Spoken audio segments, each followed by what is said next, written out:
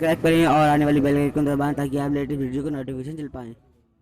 से कहता हूं थोड़ी देर के लिए सोचो कि जिस लड़की से तुम बात कर रहे हो वो किसी की बहन होगी ना, वो किसी की बेटी होगी ना, वो किसी ना किसी की कोई रिश्तेदार होगी। अगर तुम्हारी बहन से कोई इस तरह बात करे तो तुम्हें कैसा लगेगा?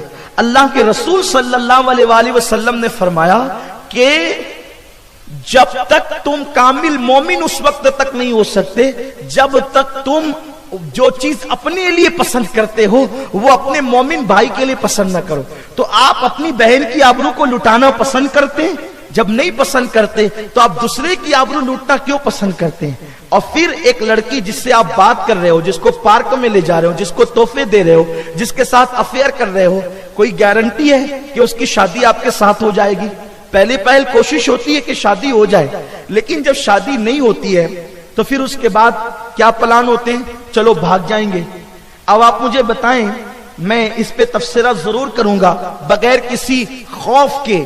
अगर एक नौजवान लड़का एक लड़की के साथ भाग जाता है, जज्बात जवान है, आज आप भागना चाहते हैं, भाग जाएंगे, कौन रोकेगा आपको?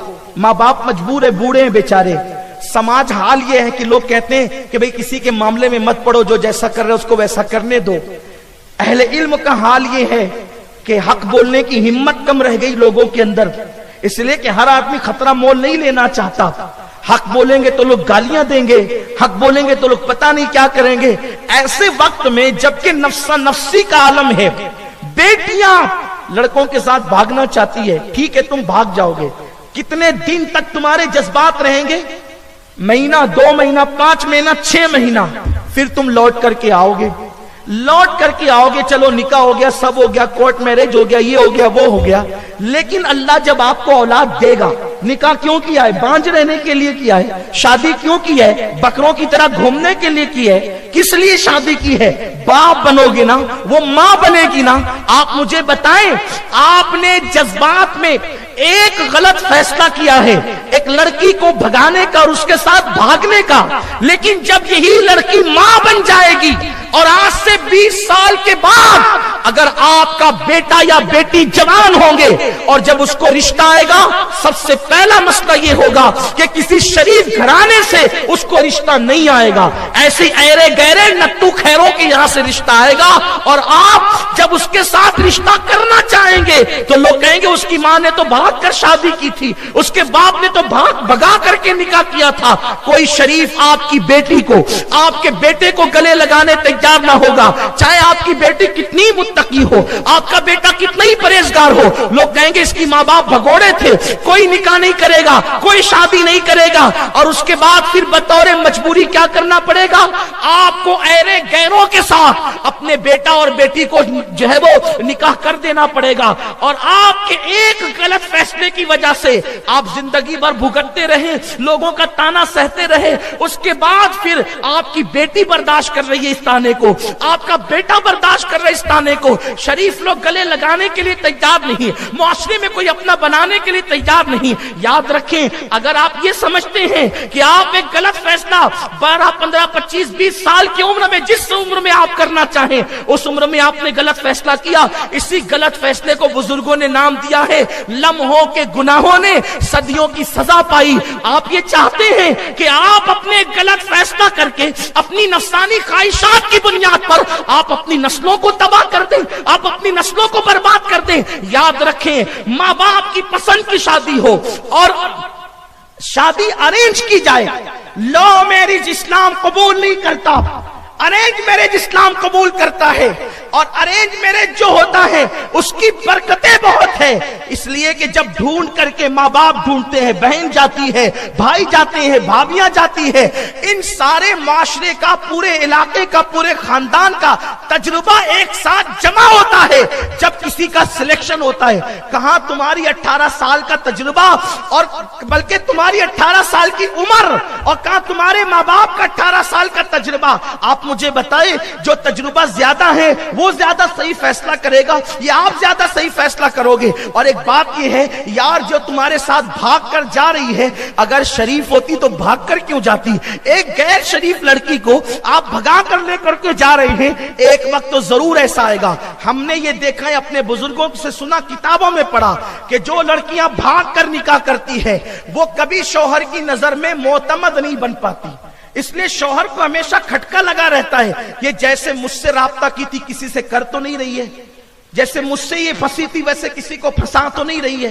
یہ سارے معاملات اور خطرات ہوتے ہیں۔ اللہ اکبر، وہ کبھی شوہر کی نظر میں اعتماد نہیں پاتی اور کبھی کبھی طلاق کی نوبت آ جاتی ہے۔ اس لیے میں قوم کی بیٹیوں سے بھی اپیل کرتا ہوں اور قوم کے نوجوانوں سے بھی اپیل کرتا ہوں، خدا کے لیے بھاگنے کا تصور چھوڑ دو، محبت کی شادیاں چھوڑ دو، لو میرج چھوڑ دو، یہ تمہارے لیے نقصان دہ ہے۔ اپنے نبی کی سنت پہ عمل کرو۔ میں پورا واقعہ تو نہیں بتا سکتا مختصر وقت میں، ایک جملے میں بات کہنا چاہتا ہوں۔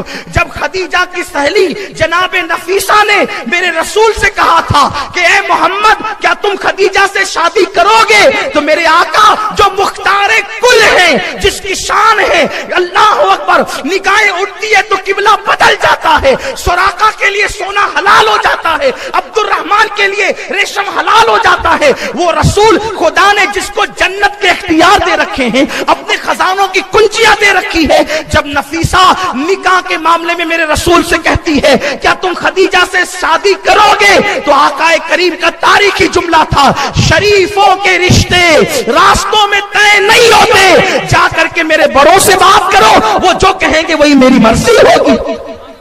جو رسول سب سے بڑے ہیں وہ قانون دے رہے ہیں، اس سے مراد میرے چچاؤں سے بات کرو، میرے گھر والوں سے بات کرو۔ اور پھر نفیسہ حضرت جناب ابو طالب کے پاس گئی اور بات ہوئی، انہوں نے ہاں کہا تو سب نے ہاں کر دیا۔ اس سے پتا چلا حضور نے قانون دیا، حضور کو اختیار نہیں تھا معاذ اللہ۔ جو رسول مختار کل ہوں، اور ابو طالب سے زیادہ تجربات میرے نبی کے تھے، کیوں؟ ابو طالب کے تجربات 70 سال کے تھے اور میرے نبی کے تجربات کروڑوں سال کے تھے، کیوں؟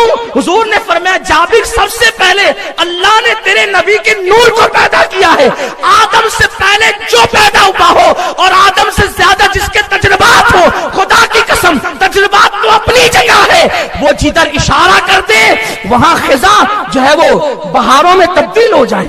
انہیں کیا ضرورت ہے، انہیں کیا غرض خزاں سے اور بہار سے، وہ نگاہ کر دیتے ہیں۔ تو فیض جلیل خلیل سے پوچھو، آگ میں باغ لگاتے یہ ہیں، جب وہ آگ میں باغ لگا سکتے ہیں تو کیا وہ زندگی کی خزاں میں بہاریں نہیں عطا کر سکتے انہیں؟ لیکن وہ قانون دینا چاہتے تھے، فرمایا شریفوں کے رشتے راستوں میں طے نہیں ہوتے۔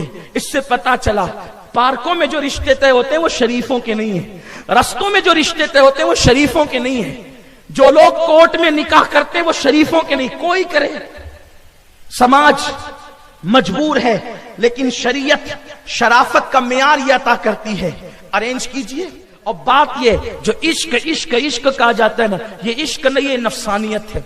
میں بارہا یہ بات کہہ چکا ہوں، عشق اسے کہتے ہیں جو عزتوں کو تحفظ دیتا ہے، محبت اس کو کہتے ہیں جو ایک دوسرے کی آبرو کو محفوظ کرتا ہے، محبت اسے کہتے ہیں جو ایک دوسرے کو تقویٰ کا معیار عطا کرتا ہے، یہ نفسانیت ہے جسے آپ عشق کہتے ہیں۔ وہ بہت لمبی بات کی طرف نہیں جاتے ہوئے عرض کروں، جو لوگ عشق کرتے ہیں 99% لوگ ناکام ہوتے ہیں۔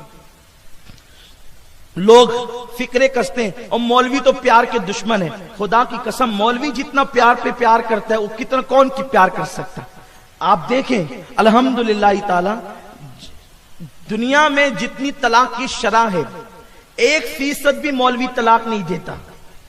عالم کی بات کرتا ہوں صحیح معنی میں، جس کے دل جو انما یخش اللہ کی تصویر ہے اس کی بات کرتا ہوں۔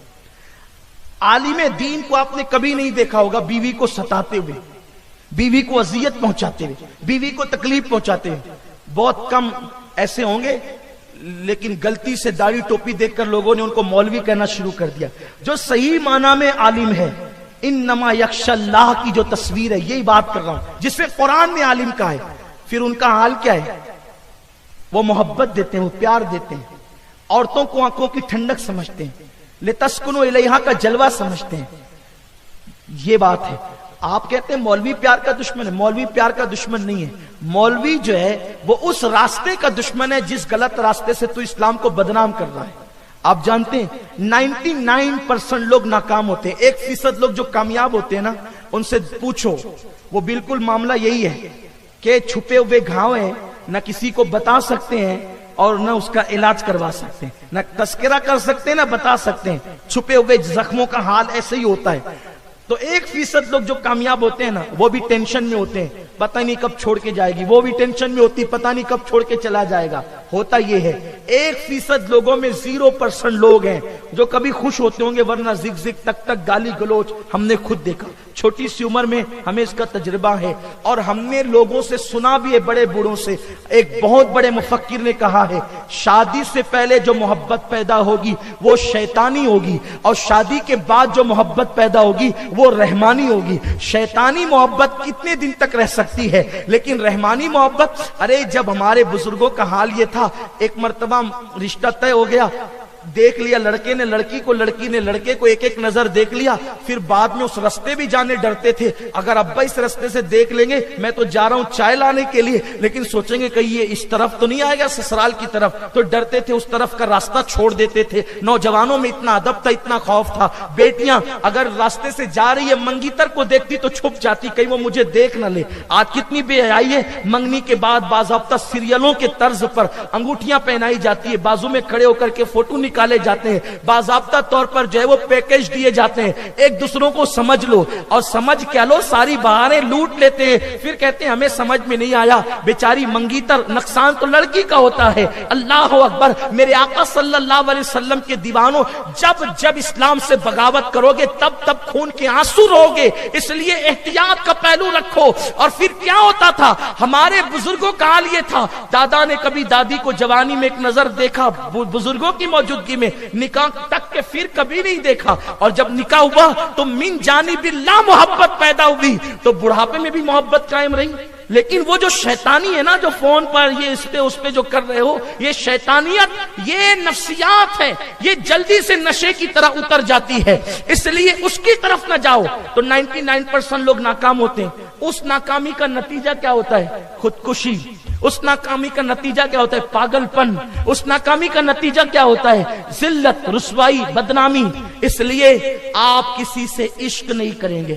آج میری گزارش ہے، کوئی کسی سے پیار نہیں کرے گا، ہم پیار کے دشمن نہیں ہیں۔ اس کی وجہ یہ ہے، آپ کہیں گے اگر آپ بورنگ کے پانی سے منع کرنے آئے ہیں تو آپ کے پاس بسلیری کا پانی ہے، میں کہتا ہوں بسلیری نہیں ہے یار، زمزم بھی نہیں ہے، اس سے بہتر ہم پانی لائے ہیں۔ آلٹرنیٹ دینا ہے نا انسان کو۔ آپ کو کسی محبوب سے دل نہیں لگانا تو آپ کہیں گے پھر قدرت نے دل تو دیا ہے نا، پھر ہم یہ دل کس سے لگائیں؟ میں کہتا ہوں اس سے لگا جس سے قبلہ دل لگاتا ہے، اس سے لگا جس کے لیے حتیم باہیں کھول جاتا ہے، اس سے لگا جس کے سجدے کو محراب کعبہ جھکتی ہے، اس سے لگا جسے خدا آسمانوں سے تکتا ہے، وہ خدا جو ہم سمت سے جہت سے پاک ہے، وہ خدا کہتے قد نرا تقلب وجہک فی السماء، اے محبوب تیرے چہرے کو بار بار آسمان کی طرف اٹھانا ہم دیکھ رہے ہیں، گویا کہ اس کی کا چہرہ ایسا من بھاتا، من موہنا، دل ربا ہے کہ قدرت بھی اس چہرے بددعا کو تکتی ہے۔ تو آؤ سارے محبوبوں کو پیروں تلے کچل کر اس محبوب سے دل لگائیں جو آمینہ کا لال ہے، جو عبداللہ کا لخت جگر ہے۔ اگر محبوب مجازی کے لیے رو گے تو لوگ مذاق اڑائیں گے، محبوب خدا کے لیے آنسو بہاؤ گے تو محبوب بن جاؤ گے۔ نہ حبیب سے محب کا کہیں ایسا پیار دیکھا، وہ بنے خدا کا پیارا، تمہیں جس پہ پیار آئے۔ حضور کا کیا پیار ہے؟ تو حضور سے پیار کرو، حضور سے عشق کرو۔ 99% لوگ ناکام ہوتے ہیں۔ اب میں ایک داستان چھیڑنے